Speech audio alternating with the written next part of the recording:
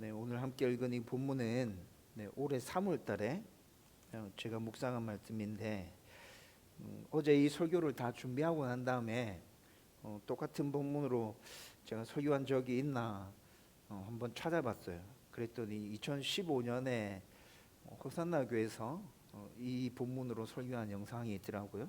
2020년에 또 옮겨오기 전에 했던 설교 본문이 있었어요. 그래서 둘 다 찾아서 읽어보고 또 설교했던 영상도 보고 그렇게 하고 난 다음에 지금 들어왔는데 포인트는 똑같은데 설교가 흘러가는 전개 방식이 지금 세 설교 모두 다 다릅니다. 그래서 오늘 하나님께서 주시는 은혜를 사모하면서 이 말씀을 여러분과 함께 나누려고 하는데, 그런데 제가 15년도에 했던 설교, 20년도에 했던 설교를 영상으로 보고 들어왔다 했잖아요. 이 목사의 짬밥을 먹어가면서 이 설교를 더 못하는 것 같아요. 제가 15년에 했던 설교 보고 20년에 했던 설교를 보면서 야, 이게 진짜 이게 이 세월이 지나가면 이 설교를 점점 잘해야 되는데 그때 했던 설교보다 왜 이렇게 못하는 것 같지? 이 느낌을 받고 지금 들어왔거든요. 하나님께서 주시는 은혜가 있을 거라 믿고 확신하면서 우리 함께 말씀을 나누도록 하십시다. 성도들의 신앙생활을 잘 살펴보면 이 기질과 성격에 따라서 크게 방향성이 두 개로 나누어지는 것 같아요. 첫 번째 방향성은 하나님을 너무도 사랑해서 그분의 말씀에 순종하기 위해서 몸부림치면서 하나님의 일에 적극적으로 헌신하는 성도들의 모습이 나타납니다. 이게 크게 한 부류고, 이런 성도들로 인해서 하나님의 복음과 그의 나라는 지금까지 온 세상으로 확장되어져 왔다. 저는 그렇게 생각합니다. 성경에 나오는 인물 중에 대표적인 인물 예를 들어봐라 하면 저는 바울을 이런 사람으로 예를 들고 싶어요. 바울에 의해서, 그의 헌신에 의해서, 그의 순종에 의해서 하나님의 나라와 복음은 정말 땅끝까지 엄청 많이 전파됐죠. 앞으로도 이런 성도들을 통해서 복음과 그의 나라는 땅끝까지 확장되고 또 하나님의 역사는 분명하게 드러나게 될 것입니다. 두 번째 부류는 하나님을 사랑해서 그분과의 교제에 집중하는 성도들도 크게 존재하고 있습니다.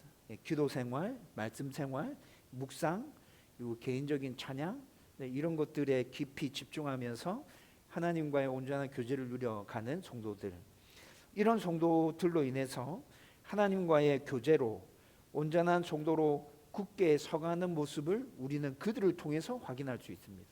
이렇게 말씀과 기도를 붙들고 하나님과 깊이 교제를 나누면 저렇게 온전한 성도로 세워지게 되는 거구나. 그리고 그렇게 살아가는 삶의 모습들을 가만히 들여다보면 하나님께서 주시는 영적인 복과 은혜가 저런 것이구나. 우리는 또 그것도 깨달아 알 수 있게 되죠. 여러분, 이렇게 나타나는 신앙의 두 방향성은, 큰 방향성은 모두 다 하나님을 사랑하고 또 순종하는 진실한 마음에서 비롯된 것이 분명합니다. 저는 전자의 방향성이 강합니다. 그래서 뭔가 일을 통해서 뭔가 하나님의 일에 순종하고 말씀에 순종함으로 인해서 하나님의 영광을 이 세상 가운데 드러내면 좋겠어. 여러분, 이런 성향이 저한테 좀 강하게 있어요. 그리고 후자의 성향은 하나님과 교제하고 말씀과 기도를 통해서 하나님의 은혜를 누리고 또 그 가운데서 하나님의 복들을 우리 성도들 가운데 흘려보내는 건 열심히 애를 쓰고 있는 부분입니다. 전자가 강하기 때문에 후자는 나름대로 내가 애를 써가면서 채워야겠다, 이런 생각들을 하고 지금 열심히 몸부림치는 가운데 있습니다. 여러분, 제일 좋은 것은 첫 번째 방향성과 두 번째 방향성이 한 성도 안에서 같이 나타나는 게 제일 좋겠죠. 그리고 또 한 교회 안에서 첫 번째 방향성과 두 번째 방향성을 가진 성도들이 골고루 섞여서 하나님이 주인이신 건강한 교회를 이루어가는 그 교회가 정말 좋은 교회일 것입니다. 여러분, 만약에 첫 번째 방향성만 강하게 나타나면 어떤 일이 생길까요? 하나님을 위해서 무엇을 할까에 매여서 그분과 함께하는 삶을 놓쳐버릴 때가 굉장히 많을 거예요.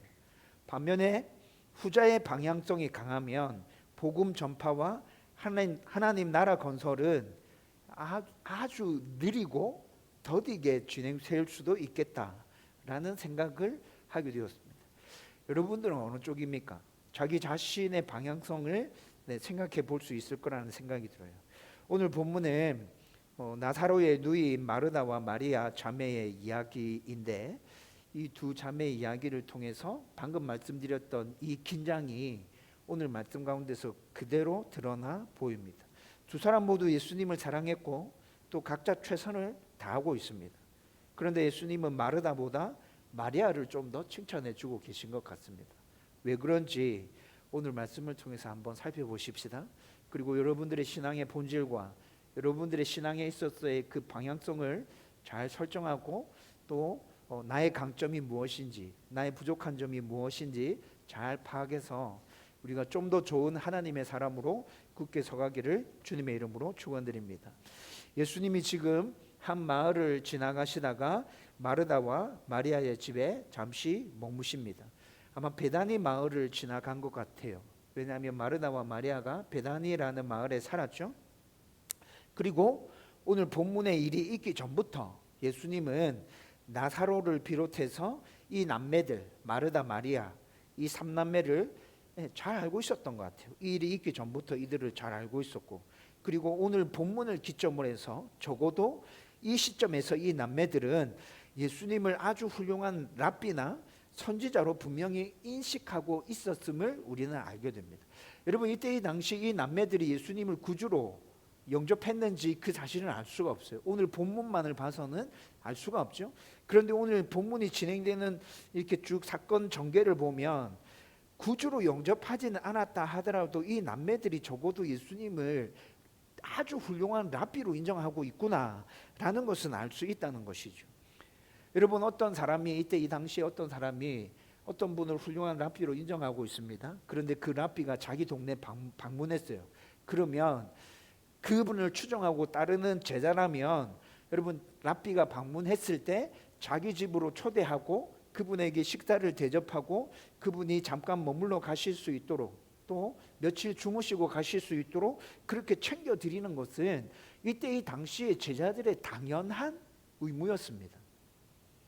그리고 랍비를 집으로 초대했을 때 여러 일들을 준비하고 또 그분의 시중을 들고 요리해서 대접하고 뭐 이런 일들이 있었겠죠.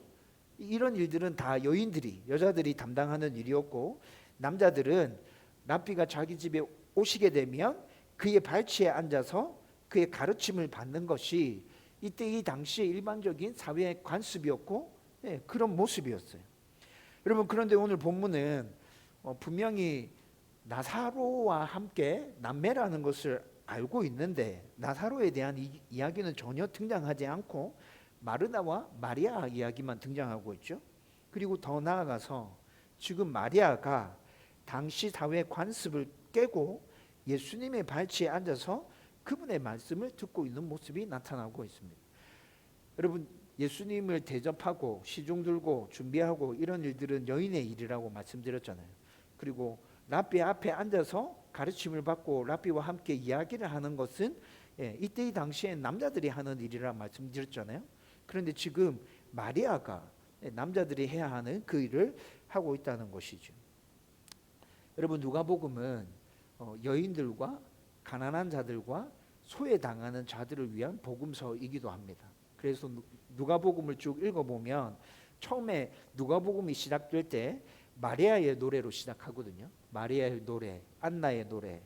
그 다음에 예수님께서 부활하시고 난 다음에 여인들이 먼저 목격한 것으로 누가복음이 이 복음서 기록을 남겨놓고 있어요. 그리고 부자와 나사로 기록도 누가복음에 나타나고 있고 삭개오 이야기도 누가복음에 나타납니다. 지난주에 살펴봤는데 선한 사마리아인의 비유도 누가복음에 나타났죠. 누가복음이 이렇게 여인들과 가난한 사람들, 약자들의 복음임을 이렇게 나타내 주고 있는데 오늘 사건도 오늘 이야기도 이런 관점에서 진행되고 있구나라는 것을 우리에게 언뜻 보여주고 있다는 것이죠. 그리고 잘 생각해 보면 지금 마르다와 마리아의 이야기는 이때 이 당시의 풍습에서는 굉장히 파격적인 일이 지금 일어나고 있는 것이에요. 아무튼 이런 상황에서 마르다는 예수님을 대접하기 위해서 지금 집으로 초대해서 아주 분주하게 움직이고 있습니다. 여러분 38절 말씀에 보면 마르다가 지금 자기 집에 초대했다고 말씀하고 있거든요. 자기 집에 초대했다고 얘기하고 있어요. 이때 이 당시에 여인의 사유재산이 인정되던 시대였나요? 인정되지 않은 시대였죠. 네, 재산은 모두 남자들이 소유합니다. 그런데 분명히 마르다가 자기 집에 예수님을 초대했다고 말씀하고 있습니다. 이게 무엇을 암시하는 거냐면 마르다가 과부였다는 것을 암시해주고 있어요. 네, 결혼했는데 남편이 죽었어요. 그래서 남편의 재산이 자기 앞으로 넘어온 거죠. 네, 이 마르다는 지금 과부였다는 거예요. 그리고 오늘 우리가 읽은 본문은 누가복음 10장에 기록되어져 있는 본문인데 누가복음 1장에서부터 해서 누가복음 10장까지 예수님의 사역이 쭉 펼쳐져서 이어져 왔잖아요. 그런데 10장까지 이어져 오는 동안에 예수님을 대적하는 무들이 정말 많이 생겼어요. 예수님이 하늘나라 복음과 천국에 대해서 말씀을 선포하기 시작했는데 처음에는 잘 받아들이는 것 같다가 시간이 가면 갈수록 예수님을 대적하는 사람들이 점점 많아지죠. 그래서 이 모습의 절정이 어디에서 폭발해서 나타납니까? 예루살렘에서 예수님을 십자가에 못 박는 부분에서 폭발적으로 나타나게 되죠. 여러분 10장까지 이르는 지금 이 시점에도 예수님을 대적하는 사람들이 굉장히 많았다는 것을 알 수 있습니다. 여러분 종합해서 한번 생각해 보십시오. 마르다는 지금 과부죠. 네, 이때 이 당시의 과부는 사람들에게 굉장히 힘든 일들을 많이 겪는 소외된 사람 중에 한 사람이었어요. 그렇죠? 그런데 또 예수님은 사역을 쭉 이어오면서 이때 이 당시에 이미 많은 대적하는 사람들이 있었습니다. 그런데 마리아가 이 모든 사실들을 다 알고 있는 상황에서 지금 예수님을 초청하고 있다는 것이죠. 여러분 마르다가 예수님을 초청했어요. 하루든 이틀이든 예수님을 잘 대접하고 예수님은 베다니를 떠나서 지금 예루살렘으로 올라가고 있는 중이시거든요. 그럼 베다니를 떠나서 예수님은 예루살렘으로 올라가시겠죠? 그 뒤에 마르다 집에 어떤 일이 일어날 것 같아요? 여러분 이건 우리가 추측해 볼 수 있어요. 그렇죠? 네, 종합적인 상황들을 다 합해서 마르다 집에 어떤 일이 일어날 것인지 우리는 충분히 추측해 볼 수 있다고요. 그럼에도 불구하고 마르다는 지금 예수님을 지극정성으로 대접해 드리고 싶어요. 그래서 자기 집에 지금 초대했어요. 계획했던 일이 아니에요. 갑자기 발생한 일이에요. 여러분 9장의 말씀을 좀 읽어보면 제가 좀 전에 말씀드렸던 것처럼 예수님은 지금 십자가 지시기 위해서 제자들과 함께 예루살렘으로 올라가고 있는 중에 베다니를 지나가고 계신 것입니다. 여러분 그러면 예수님이 지금 예루살렘으로 올라가고 계신다면 제자들과 함께 동행하고 있겠죠? 제자들과 함께 동행하고 있습니다. 여러분 오늘 말씀에도 분명히 그들을 이라고 해서 38절이 시작했습니다. 여러분 그러면 지금 마르다가 예수님을 자기 집에 초대했는데 적어도 몇 명이 지금 초대받아 간 겁니까? 예수님과 제자들 13명. 그런데 오늘 마르다와 마리아 두 사람이 등장했죠? 그럼 이 집에 있는 성인은 최소한 몇 명이라는 거예요? 15명 이상이라는 거예요. 여러분 15명 이상이에요. 계획된 일이 아니에요. 갑자기 초대했어요. 여러분 이런 상황이라면 40절에 마르다는 준비하는 일이 많아 마음이 분주한지라 충분히 이해되죠. 이 상황이 지금 어떻게 펼쳐지고 있는지 우리는 합리적으로 상상해 볼 수 있어요. 그렇죠? 마르다가 진짜 마음이 분주했겠구나. 원문으로 살펴보면 여러 가지 일들 때문에 지금 마르다의 집중력이 완전히 무너진 상태를 얘기하고 있는 겁니다. 집중력이 완전히 무너졌어요. 여러분 이런 일들 우리가 살아가면서 가끔씩 경험할 때 있죠. 여러분 이런 일들 경험하면 어떻대요? 갑자기 수많은 일들이 확 몰려들어서 내가 쳐내야 되는 일이라는 걸 알지만 머리 하얘지는 느낌 경험해 보셨습니까? 뭐부터 해야 될지, 어디서부터 손대야 될지, 그리고 흘러가는 흐름이 파악된다 하더라도 지금 막 너무 정신이 산만해서 지금 하고 있는 일도 내가 지금 제대로 하고 있는지 똑바로 하고 있지 않은지 그것도 알 수 없는 그런 상태. 여러분 이 상태가 어떤지 아시겠죠? 여러분 이런 상태를 지금 마르다가 경험하고 있는 거예요. 예수님을 정말 사랑해서 예수님을 잘 대접해 드리고 싶은 마음이 있어서 일을 시작했는데 지금 이런 상황에 당면했다는 것이죠. 그래서 40절 후반부에 보면 자기 안에서 생겨나는 불평을 예수님께 쏟아냅니다. 주여, 내 동생이 나 혼자 일하게 두는 것을 생각하지 아니하시나이까 라고 말하고 있죠. 지금 마르다가 예수님께 불평을 지금 쏟아내는 거예요. 그런데 이 불평 안에는 세 가지 의미가 담겨져 있습니다. 먼저 예수님께 대한 서운함이 이 불평 안에 담겨져 있습니다. 왜 여러 일을 하고 있는데 저 혼자 이렇게 일하고 있는 걸 모른 척 하십니까? 지금 주방에서 일어나는 일들 지금 마리아도 같이 해야 되는 거잖아요. 이건 여자들이 해야 되는 일인데 예수님도 다 아시면서 왜 저 혼자 일하게 하시나요? 예수님에 대한 서운함입니다. 마리아에 대한 불평도 담겨져 있습니다. 너 지금 뭐 하는 거야? 지금 갑자기 예수님과 그의 제자들을 초대하긴 했지만 너도 지금 예수님 사랑해서 대접해 드리고 싶잖아. 그러면 와서 도와야지. 너는 지금 뭐 하고 있는 거야? 마리아에 대한 불편도 이 말 안에 들어가 있습니다. 그리고 또 하나는 예수님께 자기를 칭찬해 달라는 의미도 이 말 안에 들어가 있습니다. 예수님, 지금 당신을 위해서 열심히 일하고 있는 사람 누구예요? 저잖아요. 마리아는 지금 당신의 발치 앞에서 그냥 이야기만 듣고 있잖아요. 당신을 위해서 이렇게 열심히 일하고 있는데 나를 좀 칭찬해주고 인정해주면 안 돼요? 라는 의미도 이 안에 지금 담겨져 있다는 것이죠. 여러분, 계속해서 말씀드리는데 마르다는 지금 예수님을 진심으로 사랑하고 있습니다. 그분을 귀하게 대접해 드리고 싶어서 지금 이렇게 하고 있는 것입니다. 마르다는 지금 최선을 다하고 있습니다. 그렇죠? 여러분, 마르다의 마음이 이해됩니까? 저는 충분히 이해됩니다. 저는 진심으로 이해된다고요. 그러나 여러분, 그의 마음이 잘 이해되지만 그의 마음이 온전한 마음에서 헌신과 섬김으로 이렇게 일이 진행되고 있지만 감당할 수 없을 정도로 많아지면 결국 어떻게 된다는 거예요? 불평하게 된다는 것입니다.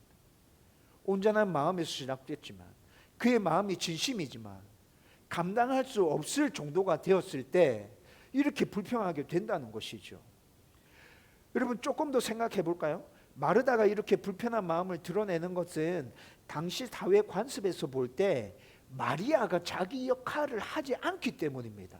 그렇죠? 당시 사회 관습에서 마리아가 자기의 역할을 제대로 했다면 마르다는 이렇게 불평하지 않아도 돼요. 앞서 언급했던 대로 마리아는 지금 예수님의 발치 앞에 앉아서 그분의 말씀을 듣고 있는 중에 있습니다. 마리아의 이런 모습은 당시 사회에서는 전혀 합당한 행동이 아닙니다. 예수님의 발치 앞에 앉아 있어야 될 사람들은 남자들이었다고요. 당시 사회 풍습에서는. 세상의 기준으로 보면 그녀는 지금 마리아는 당연히 비판받아야 합니다. 그리고 마르다가 이렇게 불평을 쏟아내면서 예수님께 요구하고 있는 것은 정당한 요구라고요. 당시 사회 관습에서는 그렇습니다. 그러나 마리아 입장에서 또 생각해 보면 마리아는 지금 여자임에도 불구하고 예수님의 제자로서 그분의 말씀을 듣고 싶어하고 그분의 생각을 알고 싶어하고 그분으로부터 뭔가를 배우고 싶은 갈망이 마리아에게 존재하고 있음을 우리는 또한 발견하게 됩니다. 여러분, 마리아 안에 이런 갈망이 있었기 때문에 마리아도 알았을 거예요. 내가 지금 이렇게 예수님 발치 앞에 앉아 있으면 아마 사람들이 나를 비판할 수도 있어. 나한테 이상한 얘기 할 수도 있어. 마르다 언니가 나한테 뭐라 할 수도 있어. 여러분, 마리아는 알았을 거예요. 그럼에도 불구하고 예수님의 발치 아래서 그분의 말씀을 듣고 싶은 그 열망이 너무나도 강렬한 거죠. 그리고 이것뿐만이 아니라 여러분, 지금 마리아가 예수님 발치 앞에 앉아서 그분의 말씀을 듣고 있는 것은 예수님의 명령으로부터 시작된 것입니다. 여러분, 이 상황을 헬라어로 쭉 읽어보면 예수님께서 마르다와 마리아의 집에 들어섰을 때 여러분, 헬라어 문법 구조 그리고 문맥 전체 흘러가는 이 상황들을 보고 상상을 해보면 이렇게 된다는 것이죠. 예수님께서 그녀의 집에 들어갔습니다. 초대를 받아 들어갔죠. 그래서 들어섰을 때 마르다와 마리아를 예수님께서 불러서 자기 앞에 앉혀놓고 대화하기를 원하셨던 것 같아요. 그들과 관계를 맺기를 원하셨던 것 같아요. 오랜만에 지금 만난 것 같거든요. 잘 알고 있었는데 한동안 만나지 못하다가 오랜만에 이들을 만났으니까 예수님은 음식을 먹는 것보다는 마르다와 마리아와 함께 대화하고 싶었던 것이죠. 그래서 얘들아 와서 앉아봐라 이렇게 해서 얘기가 진행됐는데, 마리아는 그렇게 예수님과 조금 대화를 주고받다가 예수님 잠시만 기다리십시오, 제가 음식 준비해서 맛있게 준비해서 대접해 드릴게요 하고 마르다는 간 거예요. 근데 마리아는 어떻게 해요? 계속 남아서 예수님과 대화하고 있다는 거죠. 여러분, 예수님의 말씀에 의해서, 명령에 의해서 마리아가 지금 그 자리를 계속 지키고 있다는 것입니다. 지금 순종하고 있는 모습인 거죠. 여러분, 이렇게 마르다는 예수님을 대접하기 위해서 섬김에 집중하고 있습니다. 그런데 마리아는 그분의 말씀에 순종해서 그분의 발치 앞에 앉아서 그분과 이야기하는데 집중하고 있다는 것이죠. 저와 여러분들이 보기에는 지금 마르다의 섬김과 마리아의 청종, 어느 것이 더 낫다고 말할 수 있나요? 저는 가늠할 수 없다 생각합니다. 어느 것이 더 낫습니까? 마르다도 지금 자기의 최선을 다해서 예수님에 대한 사랑을 표현하고 있는 거예요. 그렇죠? 마리아도 지금 순종하면서 예수님과 함께 교제하면서 예수님에 대한 사랑을 표현하고 있는 것이라고요. 두 자매의 모습 모두 신앙생활에서 어느 것 하나 소홀히 할 수 없는 아주 중요한 것들이라고요. 그런데 예수님은 마리아가 더 좋은 편을 택했다고 말씀하고 있습니다. 여러분, 41절에서 예수님은 마르다가 불평을 쏟아놨을 때 마르다를 2번을 부르고 계세요. 41절에 마르다야, 마르다야. 여러분, 예수님께서 이렇게 아주 부드럽게 그녀의 이름을 부르며 마음을 어루만지고 계십니다. 예수님은 지금 41절의 말씀으로 마르다를 책망한 것이 아닙니다. 당신을 향한 그녀의 진실된 마음을 예수님은 잘 알고 계셨고 그 마음을 이미 받으셨습니다. 그런데 무엇이 더 중요한지 지금 부드럽게 그에게 일러주고 계시는 거예요. 마르다야, 마르다야, 네가 많은 일로 염려하고 근심하나 라고 말씀하십니다. 섬기려는 마음은 아주 귀한 것이지만 여러 가지 섬김으로 그의 마음이 무너져 내린 것을 지금 예수님께서 지적하고 계시는 거예요. 네 마음 어떤 건지 알겠어. 너 그렇게 하지 않아도 돼. 42절에 말씀하십니다. 몇 가지만 하든지 혹은 한 가지만이라도 족하니라. 마리아는 좋은 편을 택하였으니 빼앗기지 아니하리라. 여러분, 여기서 한 가지는 많은 일들 가운데서 가장 본질적인 일을 선택했다라는 의미를 담고 있습니다. 또 좋은 편을 택했다라는 말은 일시적으로 한 번만 좋은 것을 선택한 것이 아니라 영원한 가치가 있는 것을 지금 마리아가 선택했다라는 의미입니다. 빼앗기지 않는다는 말씀은 그 선택이 영원한 가치를 가지고 있기 때문에 결코 헛되지 않다. 마리아가 이 일을 선택했는데 마리아는 이 일에 대한 선택으로 말미암아서 그 은혜를 영원토록 누리게 될 거다라는 의미가 담겨져 있다고요. 결국에 예수님의 평가는 분명합니다. 예수님의 평가는 뭐죠? 마르다를 혼내고 있는 게 아니에요. 마르다의 행동이 잘못했다고 지적하고 있는 게 아니에요. 그러나 예수님은 분명히 말씀하세요. 무엇을 얘기합니까? 섬김보다 먼저 말씀을 듣고 주님과 교제하는 것이, 나와 교제하는 것이 더 중요해. 난 그걸 원해. 오늘 말씀은 우리에게 아주 분명한 교훈을 제시해 주고 있습니다. 첫 번째는 하나님을 위한 섬김보다 먼저 하나님과의 교제에 우선순위를 두라는 것입니다. 교회와 가정에서 봉사하고 수고하는 일은 귀합니다. 그러나 그 섬김이 하나님과의 교제를 대신할 수는 없습니다. 우리는 이를 위해서 하나님을 찾는 것이 아니라 하나님과 함께 거하고 있기 때문에 그분을 위해서 일하는 것입니다. 하나님과 함께 거하고 있기 때문에 그분을 위해서 일하는 것이라고. 두 번째는 우리는 분주함 속에서도 계속해서 하나님을 향한 마음을 지키기 위해서 몸부림쳐야 합니다. 앞으로 여러분이 살아가는 동안에 가정에서, 직장에서, 교회에서 어느 곳에서든지 다 마르다의 분주함으로 세상은 우리를 계속 몰아붙이게 될 겁니다. 여러분, 그냥 멍하니 있으면 여러분 그 분주함 속에서 그냥 휩쓸려 다니다가 여러분들의 삶이 끝나게 될 거라고요. 그러나 하나님께 붙들린 시간이 꼭 있어야 여러분 그 분주함 속에서 우리는 그 삶 가운데 원망과 불평을 쏟아내는 게 아니라 하나님의 은혜로 평안을 유지하면서 기쁨을 누리면서 살아갈 수 있다는 것입니다. 따라서 매일 말씀과 기도의 자리를 지키며 끊임없이 신앙의 본질과 중심을 바로 세워가야 합니다. 세 번째로 교회 봉사와 섬김도 예배, 기도, 성도 간의 교제와 균형을 잘 맞춰가야 합니다. 설교 서론에서 언급했던 것처럼 마르다 형의 성도도 교회 안에 존재합니다. 마리아 형의 성도도 분명히 교회 안에 존재하고 있습니다. 따라서 서로 비교하거나 존재하지 말고 서로 힘을 모아서 균형된 교회를 이루어 가야 된다는 것이죠.